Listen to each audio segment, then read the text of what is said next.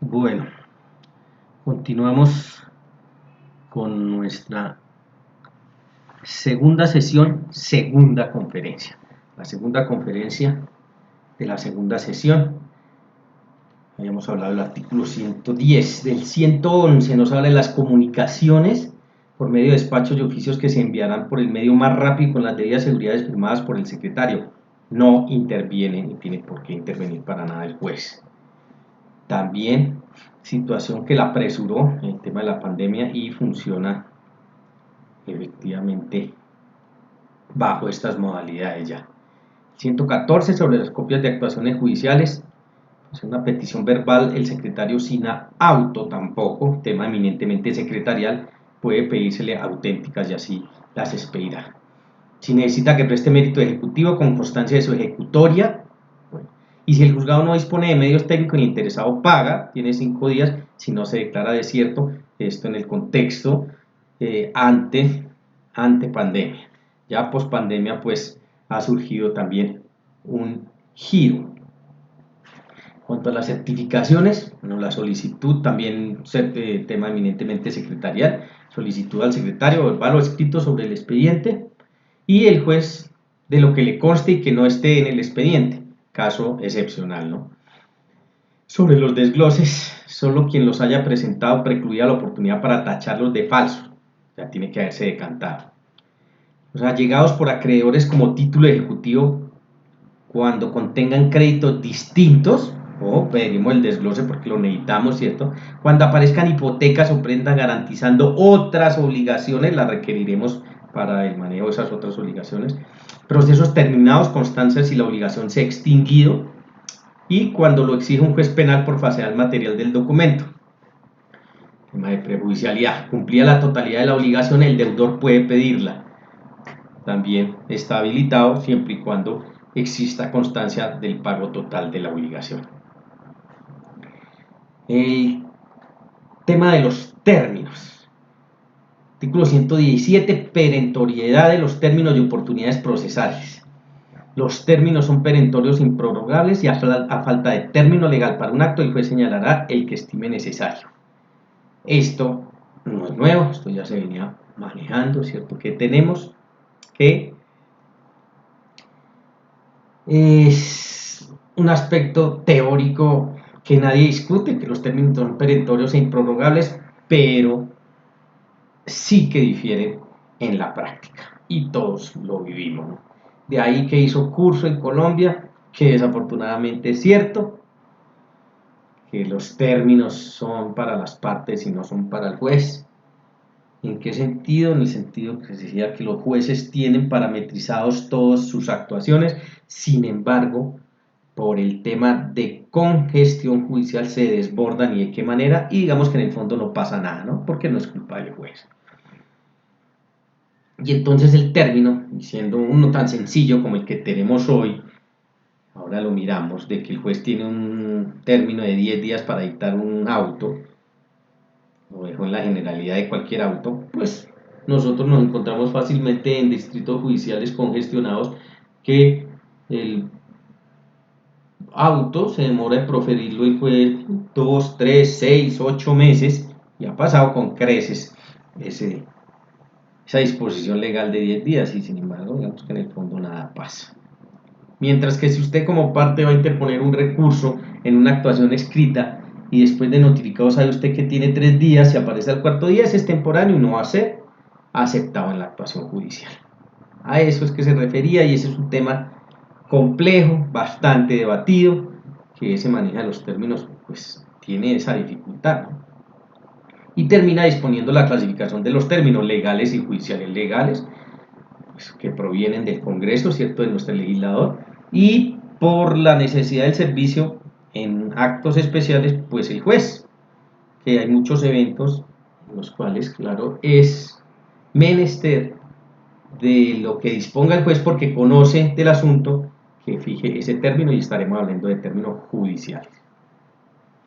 El cómputo de los términos, que poco de nuevo, ¿cierto? En audiencia desde que se otorga, el escrito a partir del día siguiente de la notificación de la providencia que lo concedió, y los términos en meses o años, su vencimiento tendrá lugar el mismo día que empezó a correr, y si cae en un día inhábil pasa al próximo día hábil. Esto hablando de meses y años. Ahí también hay una cuestión que en la práctica tiene una distinta forma de entender, y es cuando hablamos de día, ¿no? Porque miren que un mes, si se dispone en un mes, sería un término calendario, en el sentido que, digamos, el último día hábil de ese mes, ahí se vence ese mes, o bueno, cayendo inhábil, pues pasa al día hábil siguiente, mientras que si son 30 días hábiles, sabemos que vienen a ser como un mes y 2 semanas aproximadamente. Por lo tanto, no es lo mismo en materia jurídica 30 días que un mes, porque vemos que los meses y años pues lo dispone desde el día que empezó a correr y en ese mismo mes o en ese mismo año. La renuncia a los términos son renunciables total o parcialmente por los interesados en cuyo favor se concedan, pues no es nuevo, pero con eso siguen existiendo problemas, porque hay actuaciones que efectivamente es en cuyo favor se conceden y se solicita la renuncia al término y el juez no lo concede o dice que esperar a que se cumpla todo el término o el término para todas las partes. Pero bueno, digamos que es una cosa de monta menor, pero sí se pueden renunciar, total o parcialmente por el interesado, claro, por cuyo favor se conceda. Pero ya les digo, se presenta esa dificultad. El artículo 120 nos habla entonces de los términos para dictar las providencias judiciales por fuera de audiencia. Y se está refiriendo a lo que tradicionalmente conocimos y se conoce con el 124 del Código de Procedimiento Civil. En el cual, ¿qué teníamos allá en el Código de Procedimiento Civil? Que un juez de la República tenía 3 días hábiles para dictar un auto de simple trámite, 10 días para dictar un auto interlocutorio y 40 días para dictar una sentencia. El Código General del Proceso lo recoge y dispone que efectivamente los jueces, sin importar qué tipo de auto sea, sino para todos los autos, tiene 10 días para proferirlo y 40 días para dictar sentencia. Ese paso de ese 124 aquí al 120, pues si se hubiese dejado así, no se hubiera hecho ninguna modificación, porque eso estuvo vigente pleno desde 1970 hasta 2012 y vimos toda esa dificultad y toda esa vulneración, digámoslo, de ese artículo 124. Entonces digamos que pasarlo aquí pues tiene su importancia, pero se la da verdaderamente el 121, si no, no se habría hecho nada. Además, al final ordena enlistar los que estén al despacho. Esto fue un tema también de discusión y por organización interna en los despachos judiciales de las sentencias en las cuales se había hecho uso del derecho a la defensa y por lo tanto requiere de de una mayor motivación, de una mayor argumentación, porque el juez tiene enfrentadas las dos partes, y separarlas de aquellas en las cuales se tuviera certeza que con todo y que se notificó en legal forma al extremo demandado, no se hizo uso del derecho a la defensa. Para no entrar también en un exabrupto, que era que se enlistaban todas sin importar la diferencia de la cual hablamos, y resulta que para sentencias muy sencillas donde no había ejercicio del derecho a la defensa, se tenía que someter al turno que llevara la congestión de ese despacho. Podríamos estar hablando de 2, 3, 4 años para dictar una sentencia. Por eso se dispuso de enlistarlas y saber cuáles son las que tienen esa complejidad que el juez debe disponer de mayor tiempo. El 121 nos habla entonces de la duración del proceso. ¿Cómo lo estableció y cómo quedó dispuesto y qué ha pasado con él? Sufrió varias modificaciones porque para mí, el artículo 121, es el verdadero diamante de la corona en materia procesal. Porque sí es un tema novedoso, sí es un tema que le apunta a que efectivamente podamos llegar a parametrizar la administración de justicia en duración o en duraciones razonables de las actuaciones, duración razonable de un proceso. Y entonces dispuso 1 año para dictar sentencia en primera o en única instancia, salvo las figuras de la suspensión y la interrupción. Vamos a irlo mirando detenidamente. 1 año para dictar sentencia en primera o única instancia, salvo suspensión e interrupción, porque la suspensión o la interrupción son factores o causas de crisis del proceso civil que se pueden dar, pero no son atribuibles al juez. Entonces no tenía ningún sentido que estas fueran en contra del juez, si se estuvieran cumpliendo. Si existiera, por ejemplo, una suspensión, tendría ningún sentido. Por eso hace esa salvedad.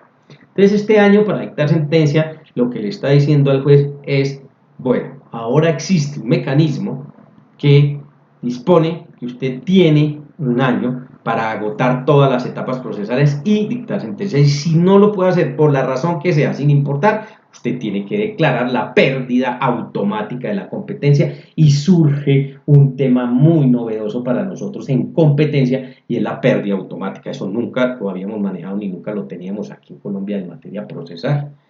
Entonces ese es el sentido, y le dice, bueno, vamos a ver bajo qué parámetros, y usted entonces, al verse sometido todos los jueces a ello, están garantizando una mejor administración de justicia, porque hay unos tiempos que pueden ser fáciles de corroborar.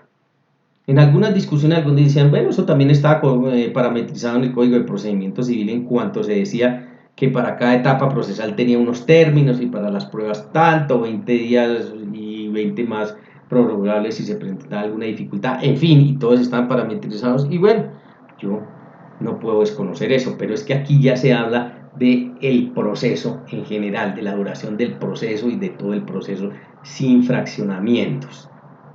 Además, con unas consecuencias que en el Código de Procedimiento Civil sí no existían. ¿Cómo parametrizar ese año? ¿Cómo sí? Parametrizarlo desde cuándo empieza a contar. Entonces, 2 escenarios. 1. Contaba a partir de la notificación del auto admisorio o del auto de mandamiento ejecutivo a la parte demandada, para la cual todos sabemos se tiene 1 año. Eso es el artículo 94 del Código General del Proceso.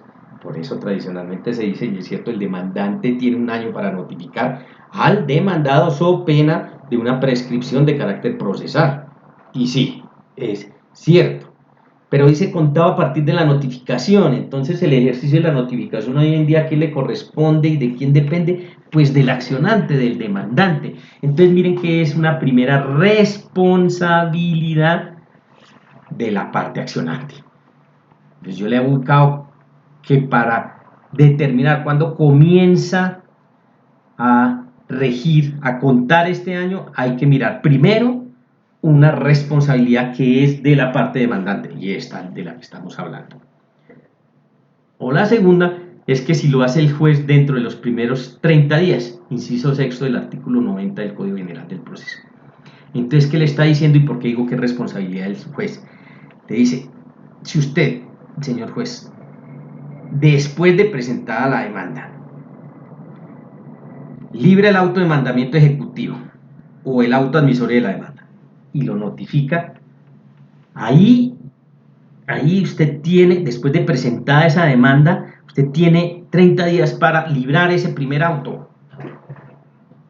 Porque si no lo logra hacer dentro de esos 30 primeros días de presentada la demanda, y ahí es donde está la responsabilidad del juez, entonces se dice que en aras del 121, si se presenta ese evento, entonces el término del 121 le empieza a correr al juez a partir del día siguiente de la presentación de la demanda.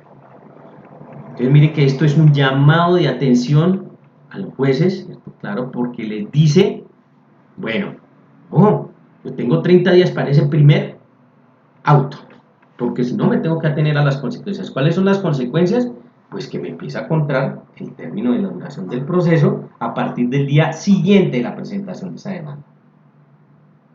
Entendiendo que cesaría la obligación por ahora del demandante en cuanto a la notificación, y para efectos del 121 se le traslada al juez. Dos cositas ahí. Los 30 primeros días, eso es contradictorio con el 120 porque me está diciendo que todo auto, sin importar cuál, lo debe hacer dentro de los 10 días siguientes. Sin embargo, aquí por excepción, le envía y le dice, para este primer auto, llámese en los procesos ejecutivos, mandamiento ejecutivo y para todos los otros autos admisorios de la demanda, tiene 30 días. Bueno, entonces eso es incoherente, eso ahí está rompiendo la misma regla. Y segundo, que esa responsabilidad del juez puede llevarlo, y ya se está viendo en algunos despachos judiciales, que puede darse paso por la congestión tan exagerada en algunos despachos judiciales. Claro, y hay que entenderlo, y por eso el tema de los diagnósticos en la administración de justicia pues es complejo, porque no es lo mismo un despacho judicial como las grandes ciudades de Colombia a despachos judiciales donde no tienen ese volumen. Entonces uno podría entender que sea un juez civil, coloquemos el ejemplo, un juez civil del circuito, en un circuito que no sea congestionado, le están llegando, por decir algo, dos procesos y 3 tutelas a la semana, pues uno entendería que 30 días es absolutamente suficiente para que pueda atender este requerimiento de los 30 días. Sí, y eso es entendible. Pero en un juzgado civil del circuito, en un distrito judicial como el de Bogotá, donde estos jueces diariamente están recibiendo, sin exagerar, 10 asuntos civiles y 5 acciones de tutela diarias, pues vean que el tema ya se empieza a complicar y ya esos 30 días que parecían inclusive exagerados en algunos eventos, en estos eventos, viéndolos dentro de ese marco, ya empiezan a tener una dificultad mayor. Y algunos han criticado que, claro, ningún juez va a estar interesado en declarar la pérdida automática de la competencia, pues se va a sacrificar la calidad por la cantidad, porque yo como juez, ya sabiendo que existe esa responsabilidad mía, pues lo voy a hacer como sea entre esos 30 días. Pero bueno, con todo y eso que tiene que ser parte de lo que decante la norma, pues así quedó dispuesto. 6 meses en segunda instancia a partir de la recepción del expediente en secretaría. Entonces parametrizó para primera instancia, primera única, y para segunda instancia 6 meses. Vencidos los cuales, ¿qué sucede? La pérdida, declarar la pérdida automática de la competencia. ¿Y cómo lo estructuró? Al día siguiente deberá informar a la sala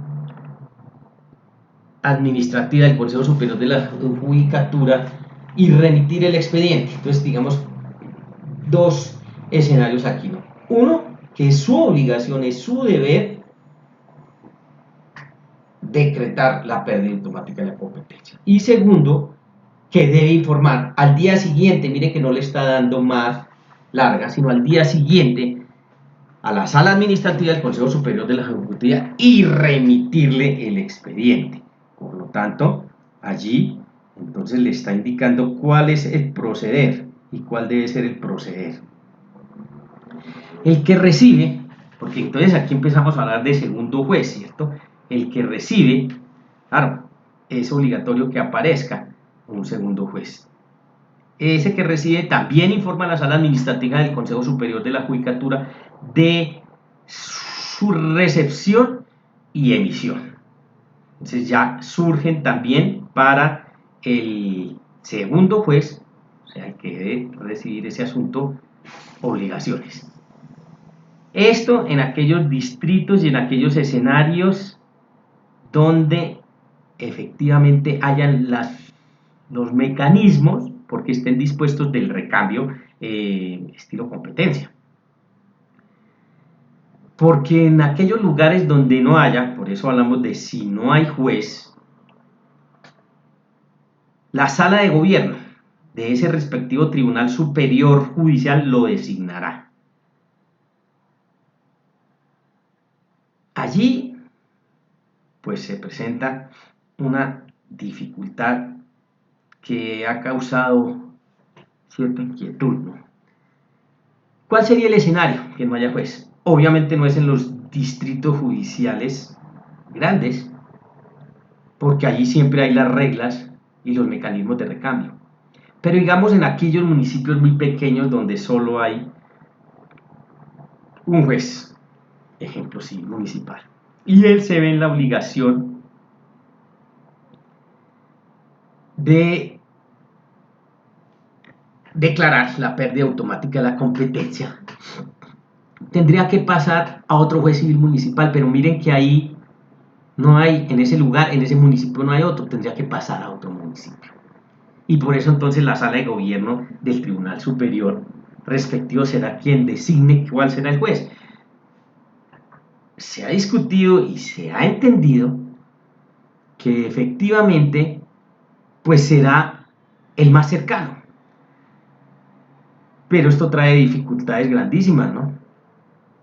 Porque si estamos hablando de ese juez, entonces nos imaginamos la parte que tiene que acudir allí o por la cual acude por razones de competencia ese municipio y con las dificultades que acude para atender el asunto allá en su propio municipio, pues miren todo lo complejo que va a ser si se lo trasladan a otro municipio.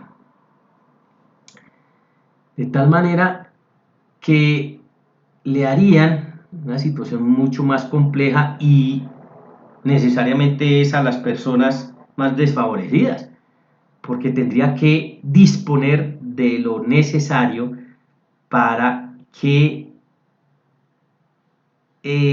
pueda atender ese asunto y ni hablar si le toca o lo está haciendo a través de abogado, porque se le incrementaría y de qué forma, ¿cierto? Que ese abogado le tuviese que ir a atender el asunto que sigue su curso en un municipio que no es el de él.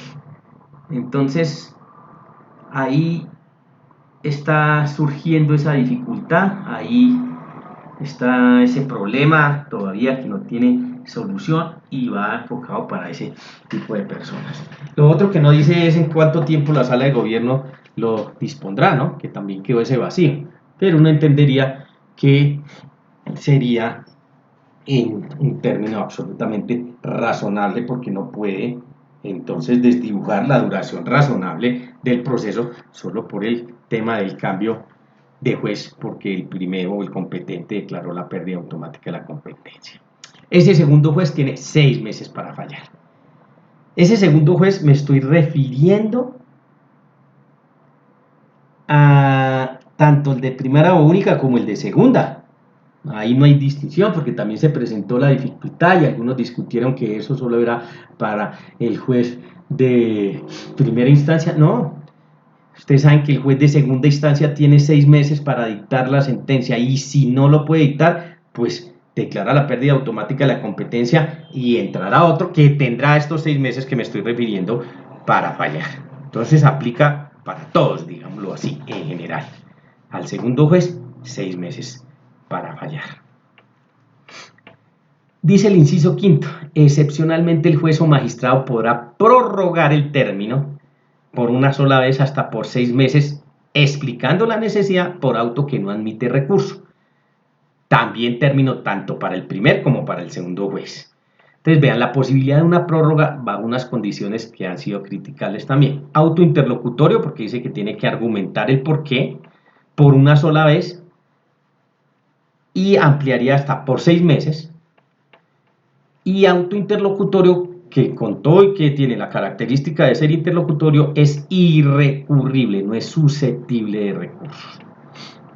Y entonces muchos dijeron o han dicho que eso es un poder pues excesivo de los jueces porque con cualquier argumento, porque vean que ustedes que el auto no se puede atacar vía recurso, pues se van a acoger o se acogerían a la prórroga. Esto digamos que en principio, estoy hablando de 2012, 2013, 2014, presentó como mucha dificultad y ahora ya en su aplicación ya ha ido decantando porque con todo y que eso sea cierto, estamos hablando que los procesos por largo no se irían más de 2 años, dándole el año, declarando la pérdida automática de la competencia y aún haciendo los jueces o magistrados uso de ese inciso quinto. Entonces digamos que yo considero que eso no es para rasgarse las vestiduras en el sentido de entender que con todo y esa prórroga que la pueden o se la pueden pueden hacer uso de ella pues no es o no atenta contra una duración razonable del proceso. Aquí hemos tenido algunas dificultades, o se han tenido algunas dificultades porque también subsiste de aquí otro vacío. Y es qué pasa o qué pasaría en el evento que ha sucedido, que ese segundo juez tampoco pueda fallar dentro de los 6 meses que se le están concediendo. Muchos han dicho que por analogía pues tendría que pasar a otro juez y se le concedían también 6 meses. Esto no está dispuesto así en la norma, y en el caso en que sucedió, en los casos en que ha sucedido, ha sido el mismo Consejo Superior de la Judicatura la que ha determinado que ese segundo juez, ante esa situación absolutamente verificada, pues sea el que tenga que fallar ese caso, así se lleve más de los 6 meses, pero quedó también el vacío. Dice, será nula de pleno derecho toda actuación posterior realizada por el juez que haya perdido la competencia. Y entonces aquí vamos a hacer un análisis de la evolución del artículo 121 del Código General del Proceso, porque en torno a esto, ahí les traigo y ahí tienen, para los que quieran profundizar, cómo ha sido el discurrir y el transcurrir jurisprudencial en torno a este artículo 121. Las miraremos entonces ahorita más adelante, porque esa nulidad de pleno derecho de carácter absoluto pasó a ser relativa, y ya miraremos cuándo, cómo y por qué. Para la observancia de los términos señalados en el presente artículo, el juez o magistrado ejercerá los poderes de ordenación e instrucción disciplinarios y correccionales establecidos para la ley. Bueno, ese inciso que en mi sentir sobra, sino que se quiso enfatizar aquí, pero para la observancia de todos los términos y aparentemente todas las actuaciones, pues obviamente que el juez tiene que desplegar esos poderes que están hechos de ordenación, instrucción e impulso para que efectivamente él pueda cumplir con su cometido jurisdiccional.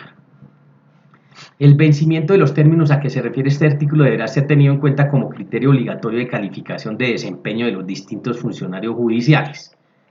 Entonces vean que esta fue la única sanción en el fondo que quedó, que se tendrá en cuenta como criterio obligatorio de calificación. Y bueno, ya para mí es un paso grande de avanzada. También muchos han criticado en el sentido de decir que como es una calificación subjetiva, entonces ahí se puede prestar para eventos de corrupción en que el superior jerárquico, pues por todo lo que conocemos, emita que no es de tal magnitud que pueda traerle consecuencias a ese juez, sin un simple llamado a atención o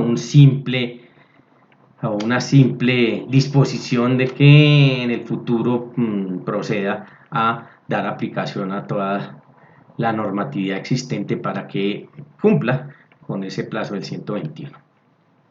Hay una sentencia de la Corte Constitucional, la 443 de 2019, que declara la exequibilidad condicionada del artículo de este inciso que estamos hablando, del octavo del 121, en el sentido de que el vencimiento del plazo no implica una descalificación automática en la evaluación de desempeño de los funcionarios judiciales.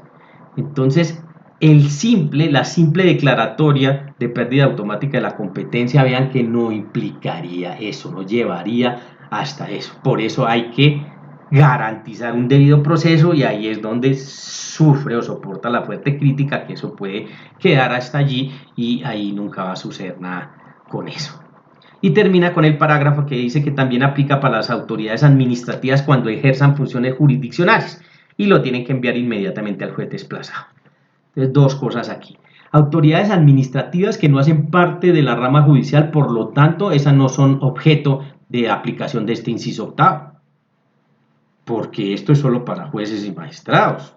La autoridad administrativa está ejerciendo vía excepción funciones jurisdiccionales y no puede ser calificada, ya les digo, no hace parte de la rama jurisdiccional del poder público, entonces ahí queda ese vacío también. Y lo tienen que enviar inmediatamente al juez desplazado, claro, porque siempre la autoridad administrativa, como está por vía excepcional cumpliendo con este tipo de funciones, las jurisdiccionales, siempre está desplazando o a un juez civil del circuito o a un juez civil municipal. Por eso le dice, si usted pierde automáticamente la competencia, envíela por razones de competencia al juez civil del circuito o al juez civil municipal que le correspondiera. Demos entonces damos paso al desarrollo jurisprudencial del 121. ¿Qué ha pasado? ¿Cómo se ha movido entre nuestras cortes? ¿Qué han dicho? ¿A qué se han referido con él? Doctor Ricardo Sopó, desde antes de eso, digo de los pronunciamientos que vamos a ver 2018 y 2019, ya había tenido oportunidad de referirse a ello, también el doctor Gabriel Hernández, en los distintos foros y congresos del Instituto Colombiano de Derecho Procesal, en el cual sostenía el doctor Sopó que si el juez sobrepasa ese término no podría generarse nulidad porque sería castigar a la parte. Se cumplió con la finalidad del acto procesal y no se vulneró el derecho a la defensa. Ese mismo tema lo abordó el doctor Hernández y habla de un exceso de ritualismo que yo creo que tienen razón. Entonces este tema de que se configuraba una nulidad de pleno derecho se había vuelto un absoluto obstáculo y problema en la administración de justicia. La primera sentencia del 11 de julio de 2018, ponente el doctor Haroldo Quirós, en la parte pertinente. Es inoperante el saneamiento regulado en el artículo 136 del Código General del Proceso, aunque los intervinientes hubiesen actuado, guardado silencio o convalidado expresamente debido a que esto contradice el sentir del legislador, que por el contrario busca que la jurisdicción dicte sentencia en el lapso perentorio, al margen de las circunstancias que rodeen el litigio e incluso a las vicisitudes propias de la administración de justicia desde el punto de vista institucional. El 136 de que nos habla de las nulidades. Y entonces esta sentencia y esta ponencia del doctor Haroldo Quirós está orientada a que, sin importar las circunstancias, como bien lo está diciendo él ahí, se configura la nulidad de pleno derecho para él. Hasta ahí, entonces dispone que efectivamente, sin importar, se estaría o estaríamos frente a una nulidad de pleno derecho, y habla de las situaciones que hoy se han considerado para haberla bajado, digo yo, del estatus de absoluta relativa, porque dice, aunque los intervenientes no hubiesen actuado, ahí hay una parte bien interesante que, mire que aún con que hubiesen actuado, el doctor aquí Quirós sigue manteniendo que eso es una nulidad de pleno derecho, se constituiría en una nulidad de pleno derecho. Yo ahí tengo mis reparos, porque efectivamente toda sentencia, como todo acto procesal de decisión, hay que notificarlo, y con más veras, pues esta sentencia que tenemos que entender ahí, que efectivamente, pues las partes con todo y eso deberían manifestar que se produjo esa sentencia después del año y no valerse de su propio error o actuado o guardando silencio o convalidándola expresamente. Y entonces ahí difiero del doctor, en este punto, del doctor Haroldo Quirós. Después, el 24 de agosto, con ponencia de Carlos Bernal Pulido, la sala primera de revisión en la Corte Constitucional se trajo y se dispuso. Historia. Juzgado segundo civil del circuito de Fusagasugá. Se dicta sentencia después del año. De la Sala Civil de Familia del Tribunal Superior de Distrito Judicial de Cundinamarca confirma.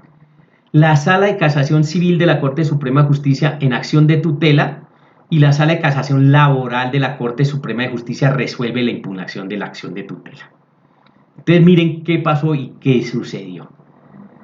El magistrado en la Corte Constitucional dice que la nulidad se configuraría porque en efecto pasó más del año, como lo dice la norma claramente, pero la nulidad se considerará saneada porque en su momento no se alegó oportunamente y es causal de saneamiento la no alegación oportuna de la nulidad según el artículo 136. Entonces miren que con base en el mismo artículo del magistrado Carlos Bernal, aquí da otra interpretación y genera y orienta a otro concepto diciendo, con todo y eso, se puede sanear. Entonces no es una nulidad de pleno derecho porque no se alegó oportunamente, y entonces defiende ese argumento. Aquí una doble postura, ¿no? Una mirada desde el funcionario jurisdiccional y una mirada desde el legislador. El jueces y magistrados, respaldo en el 228 de la Constitución, prevalencia del derecho sustancial sobre las formas del proceso, como tenemos la sentencia 193 de 2016. Y una segunda postura, que es una mirada desde el legislador, con base en el artículo 29 de la Constitución, debido proceso nadie puede ser juzgado sino conforme a las leyes preexistentes. Claro, según la postura, según la mirada, según la óptica de juez, según la óptica del legislador, pues se torna diferente. Entonces él plasmó y determinó que había una mixtura en el manejo de las nulidades y en estos 5 eventos taxativos habría nulidad de pleno derecho. De resto, en cualquiera otra de las ocasiones sería una razón de nulidad, claro, pero saneable. Entonces, primero, que la aleguen las partes, o sea, las que él consideró, quedaron consideradas en esta sentencia, que efectivamente seguían estructurándose como nulidades de pleno derecho. Que la aleguen las partes, que incumplimiento cuando hay interrupción o suspensión, no se aplica el inciso quinto del 121, el de la prórroga, que la conducta de las partes no evidencia un uso desmedido o abusivo o dilatorio de los medios de defensa y que en la sentencia de primera y segunda instancia no se haya proferido en un plazo razonable. Entonces, para él, y se dispuso, porque pasó la ponencia, que en estos 5 casos hablábamos de nulidad de pleno derecho y en todos los demás, nulidad pero saneable respecto a aplicación del 121. También el doctor Gabriel Hernández, en conferencia en el 2018, toma partido diciendo que existe contradicción entre el 121 y el 133. Por hermenéutica constitucional, ¿cierto? Saben ustedes, prima el posterior. Un criterio también interesante de analizar. Después tenemos varias sentencias de la Sala Civil de la Corte Suprema de Justicia del 14 de noviembre de 2018. Una primera, todas del 14 de noviembre. La Sala de Familia del Tribunal Superior de Distrito Judicial de Medellín, estudiando un recurso de apelación, declaró la nulidad de todo lo actuado con base en el 121. Proceso de nulidad de partición de una sociedad conyugal. Los argumentos. La Corte Suprema de Justicia dice, aunque el tutelante invoca la sentencia de la Corte Constitucional, la T341 de Bernal, esta sentencia produjo efectos interpartes, no erga omnes. O sea, el caso que atendió para ellos Bernal solo era para ese caso y no erga omnes. Conclusión, el tema aquí para este asunto fue tratado como obiter dicta, dicho sea de paso, argumentos expuestos para ese solo caso que pueden orientar, informar o aclarar el razonamiento en casos futuros, pero no son declaraciones vinculantes. El tema del alcance interpartes no erga omnes. La Corte Suprema de Justicia le da la razón al Tribunal Superior de Distrito Judicial de Medellín y denegó la acción de tutela. Otra, demanda de competencia desleal. La Sala Civil del Tribunal Superior de Distrito Judicial de Bogotá, estudiando un recurso de apelación, el ponente declaró la nulidad del 121, pero los otros integrantes de la sala de decisión revocaron aplicando la 341 y ordenaron devolverla al magistrado ponente, o sea, la delegatura para asuntos jurisdiccionales de la Superintendencia de Industria y Comercio, y no, como él había dicho, de repartirlo a los jueces civiles del circuito. Miren que aquí en aplicación también de las 341, pues no le dio la razón al magistrado ponente. Argumentos de la Corte Suprema de Justicia, los mismos esgrimidos en el caso anterior, pero este caso se tiene en cuenta la hermenéutica utilizada por la Corte en la sentencia 8449 del 2018. Entonces se ratifica en que el precedente judicial de tutela no es aplicable a otro caso semejante basado en el 121, ordenó a la respectiva sala al proceder de conformidad al 121 y concedió la tutela.